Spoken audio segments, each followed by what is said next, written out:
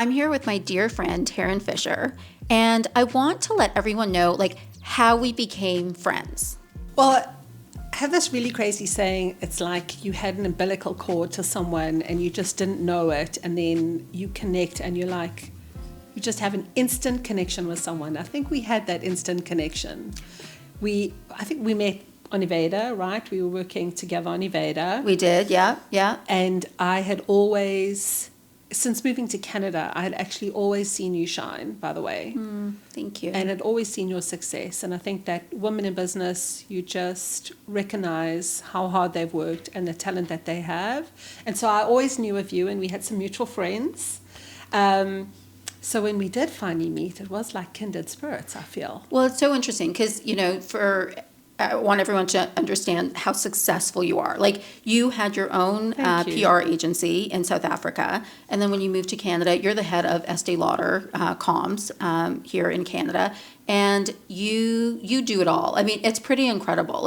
Not only do you, I've seen you host some of the largest events, you work with influencers, you do all the comms, you do it all. I've seen you pack gift bags, literally, from top to, from top, middle to bottom. And it's, and I've always admired how kind you are to everyone all the time. And whenever I say to someone, I'm friends with Taryn, they'll say, she is the nicest person, isn't she? And I'm like, she absolutely is.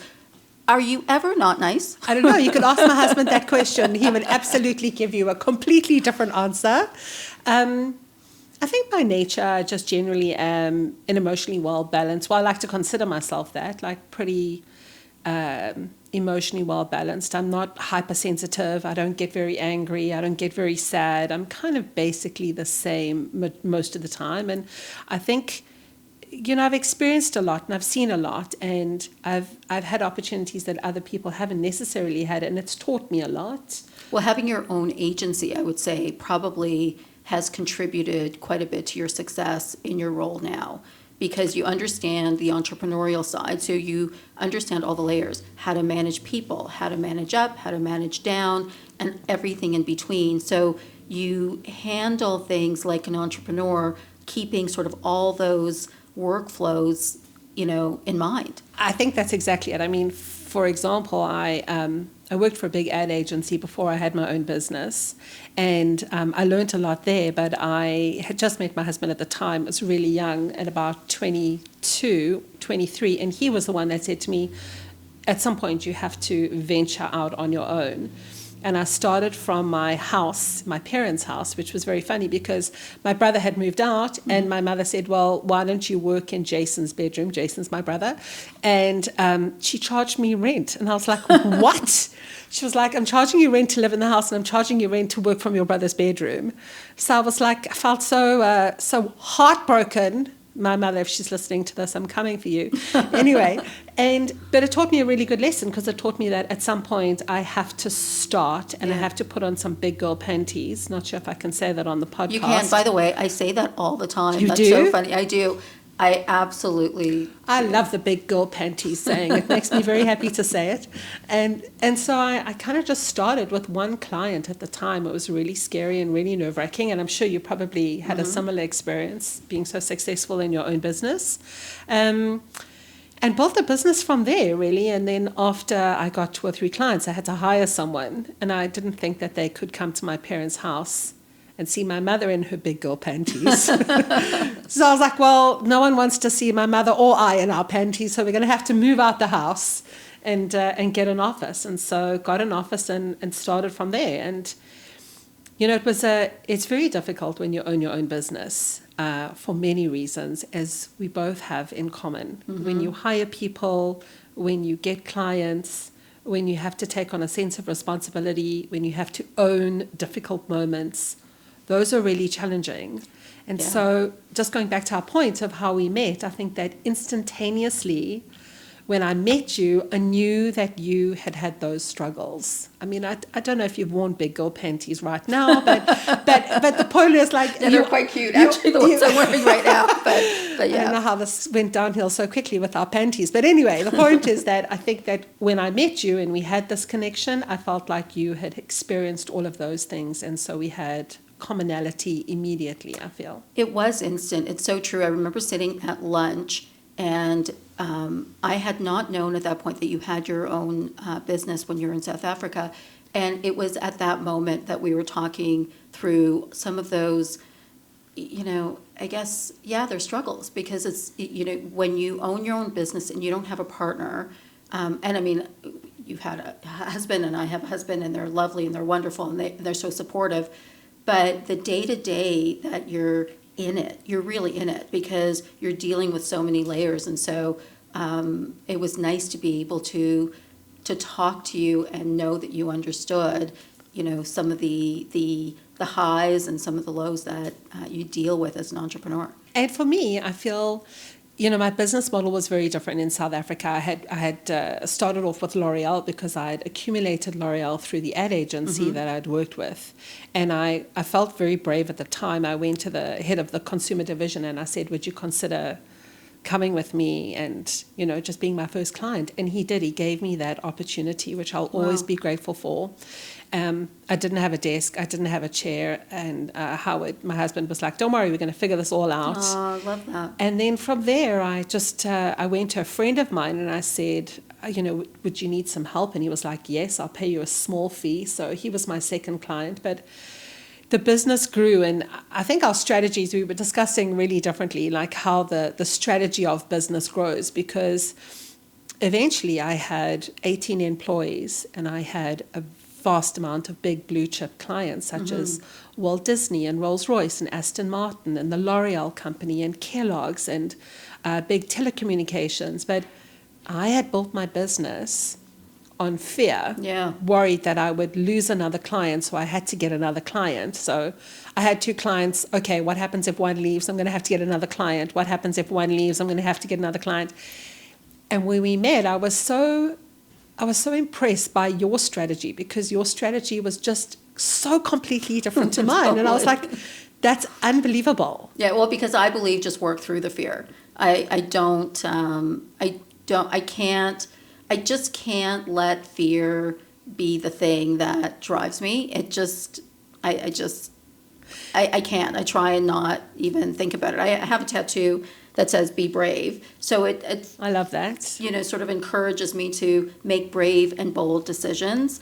But fear is just not something I can even. And I think that had I started my business later in my age, I probably wouldn't have had such a huge fear factor, because now I've really kind of learned to not allow the fear to own me.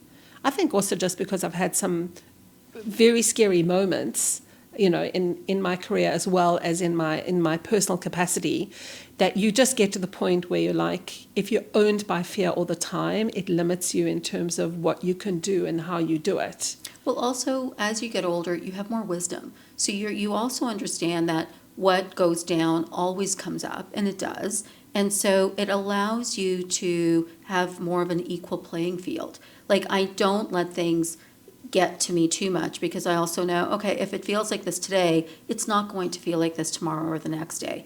But that's wisdom. Like, yes. I can't say I thought that 20 years ago, but you definitely feel like that more now. Wisdom and experience, right? Because you people teach you things as you go along. Well, they do. It's like, the key is, if you don't learn that lesson the first time, I will tell you, you're going to repeat that same issue over 100%. And over and over again. So you better, accept it for, what it is and learn that lesson, because otherwise you are repeating it. That's just life. That life is dishing it out to you again and again and again until you learn it. And I think that the people around you also, they enhance your success, and they can also be the demise of your downfall. If you don't deal with things right away. Yes, I agree. I think the key really is know who you are, know what your values are, and make sure that the people you surround yourself with are aligned with your values. And know your limits, right? Because it's like if people keep crossing that all the time, that's probably not someone that should be in your, in your circle. Yeah. But I think that's why we had such a big connection, right? Because we both love wearing black. That's true. Okay, we love the black, today. exactly. I like it. But it's like the circus; it only comes to town once. Like you're never going to see the white again. That's it. And I think that we both, being in communications, both of having our own business, and also just having the ability to learn so much from people and experience and opportunity is a great commonality that we've had. Well, how we work too, because we're very open. Like you're someone, first of all, I know that I can call you. You either always pick up the phone or you will always call me back. It's so awesome because no matter how busy you are, we'll always connect, whether it's on text or whether it's a phone call or whatnot. And you're always really open-minded to like ideas, new ideas, things that are going on, because our world is always changing. It's a complete evolving world, especially now. Yeah. More than ever. Totally, because you have to really pay attention to what is moving the needle. And it's so different than what it would have been. Like when I started NKPR in 2002, there was no Instagram. There was like, the internet was just starting to be a thing. So you can imagine, like, you picked up the phone when you pitched, and really our tools were sponsorship, events, media relations. Now, like, think about, like, so many years later, like, you have influencers or people of influence that can sell hundreds, if not thousands, of, like, SKU because they are our advertising. I'll never forget, Disney called me, and I worked on the Walt Disney Company. We launched, like, the Disney Channel in South Africa, which was a big deal.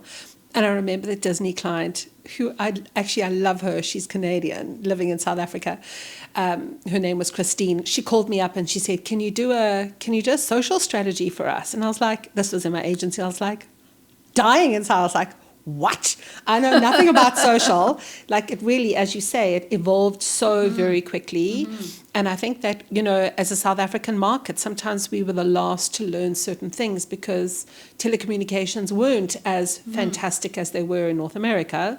So I had to learn really quickly what to do and how to do it. And therefore you have to dedicate yourself to spend time reading, listening, learning, being open-minded, and taking advice from some people who you ordinarily wouldn't think could contribute. So you have to, be grounded and down to earth. And I remember doing that strategy. It was the first thing, and influencers were just so foreign. We'd never even thought about, people that could be of influence. But it is incredible how fast the world moved and how fast it continues to move from a social sphere. Well, I think that's a really good point. It is, and I always make this distinction. There are influencers that basically act as like an ad program, let's say, and then there's people of influence that have their own careers and they're successful in their own careers that hold influence within what they do, and so there is a distinction. And I don't know if people necessarily, sometimes they sort of lump it all in together.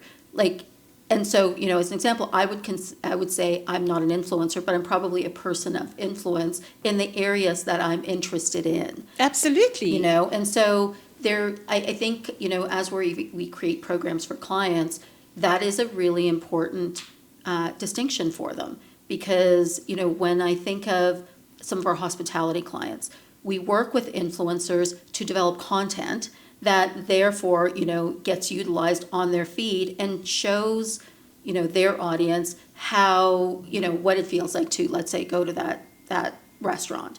Whereas a person of influence will actually drive potentially more people to the restaurant. And you need both, actually. You do need both. And the interesting thing now is like how much work and time goes into creating one piece of content.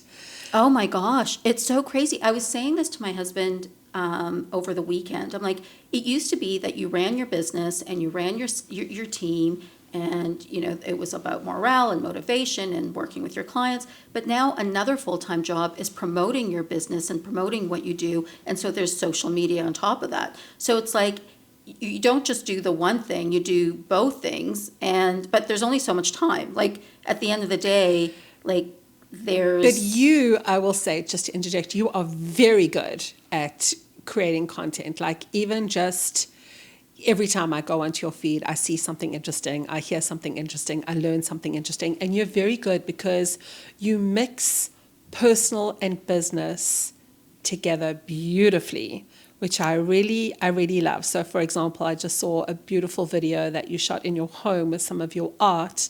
The other day, I saw something, where you were crediting some of your clients and the great coverage that they'd got. A week before, I'd seen something with your beautiful dogs. Like that creates a human element, which is so likable. Well, you know what that is. So I have a theory. I don't believe in work-life balance because if you think about work-life balance, that means we'd have a 3.5-day work week and a 3.5-day weekend, and that just doesn't happen. I believe in work-life integration. So if you think about work-life integration, that means you love what you do at work, you love what you do at home, and you mix it together. So it's not an accident that my husband we work together, and I can come home and I can talk about work, and we collaborate on so many things. Work-life integration, I feel, is part of just my ethos. I don't think I could function any other way. Have you always been that way? So it's interesting. Some of it's trial and error. So I always believed it was important, but I remember being in past relationships where my work life was my work life. And I remember I was in a relationship and he would say, when you come home, can you put your phone down? I'm like, no, I run a business. Of course I can't do that. And it would be this horrible bone of contention. And eventually I just had my life and he had his life. And sometimes they would connect. And what that kind of taught me was that's not the life I want. Right. And so I would say that I always aspired for work-life integration, but that's not necessarily what happened. And I learned from that. And so now I feel like I have the perfect sort of balance of work and life, and it's work-life integration as opposed to work-life balance. Because if you're trying to shut off at 5, and it's not to say that you shouldn't take time for yourself in the evening, because I think you should. It's all a matter of priorities. I love what I do. So I'm always online and I'm always looking at new things and I'm talking to Eric about it, or I'll DM the team and I'll be like, oh, I saw this and it's really interesting. I'm not expecting them to respond to me, but that's just how I function, where it's if you need to take the time, by all means, please do. But for me, I want, for me to have a happy life, my friends are friends that I work with as well. They're not I don't necessarily have friends that I don't work with, because I like spending time with the people that I like to spend time with, and they're often people that I end up working with as well. And I think that in this industry, especially with us, whether you are in an agency or whether you're on the brand side, you have to be creative. And we recently did an event where I was saying that the evolution of the consumer has evolved so much. And if you don't capture and engage them immediately, you'll lose them. So I think spending the time on your phone, looking at what other people are doing, creates, it can light a light bulb, really, where you can think about something that you ordinarily haven't thought about. And then you think, well, how does it work with my brand? Or how does it work with my client? Or how can I use this idea and evolve it myself? And if you are not doing that, I think a lot of people think it should be a 9-5 job sitting behind your desk working on your computer. I mean, my husband, who is really a creative genius, I will say, and has helped me so much in terms of how I think and strategize things, he would always say to me, Taryn, my best ideas would come when I was sleeping under my desk after working, on a campaign, or going with a whole lot of people and just talking about things, or watching cars pass by, I think that's where your creative energy comes from. And that's the whole point of being online, seeing social, watching other people, what they're doing, what they're saying, how they're communicating it. It adds value to you being successful. Yeah, because you're inspired by what's around you. And I think don't apologize for that.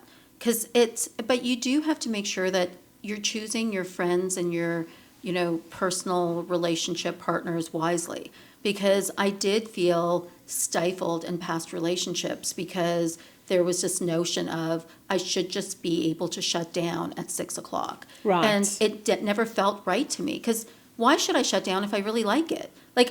And trust me, I know when I'm an introvert. So I know that by, Friday night, if I've had a really full week, my batteries need some recharging. So I will like stay in bed till noon on Saturday, or, you know, I'll do something that just feels like, okay, it's just a need me time. But you should be the one to make that decision for yourself, not someone else telling you what you should and shouldn't do. That's just my personal opinion. No, listen, I do love that, and I think that sometimes it's challenging. You know, I have like 2 kids. Yeah. And I believe that we as parents have done a really great job. Are you an extrovert though? You probably are. I am a little bit of an extrovert, but I do quite like my time as well. I do like my time to myself, to be able to just do things that I like, whether I'm watching something, speaking to like my friends. What's your favorite show? Well, I like a couple of movies, actually. I'm a little bit of a traditional person. Like, I love Sleepless in Seattle, or I like You've Got Mail, or I like Pretty Woman. I know. I'm probably embarrassing myself with like the kind of recommendations. The happy hooker. But I'm kind of like old at heart, if that makes sense, because I still love truth to value, if that makes sense, in the appreciation, kindness, recognizing talent and beauty. And sometimes we have to go back to those roots to excel where we are currently. Because the thing too about our business, and you probably feel this, is sometimes it can be, it can have a superficial surface. Yeah. And it is very easy to get trapped in that superficiality sometimes, because we are exposed to beautiful things that happen all the time, and sometimes people will think, oh, that's the life that you live. But the truth is, like, there are hardships, there's difficulties, there are beautiful things, there are parties, there are challenging moments. So it isn't, we live, social can be very superficial in the sense where, you know, people think that you live a life that you actually don't. So you can get caught up in that. That's why sleeping till 12 and having some of your own time really does reflect and allows you to come back to the person that you are at the end of the day. I think it goes back to values. You kind of have to know your values and know what works for you and what doesn't.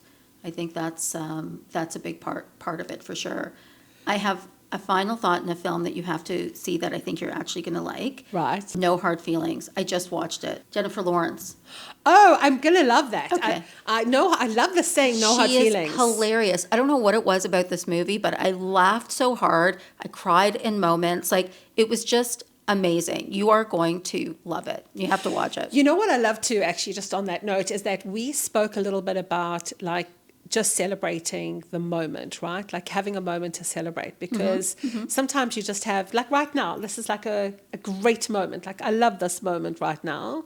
And I don't know what other people are doing while they're listening to this or what they're doing in their day, but you actually have to stop and just enjoy a moment. That's so true. When I watch that movie, I'm gonna just enjoy that moment. I'm gonna think about you. Oh, good. I love it. I love it. This has been such a great first conversation. I can't wait for our next chat. Me too. Thank you so much. I've loved it. Yay.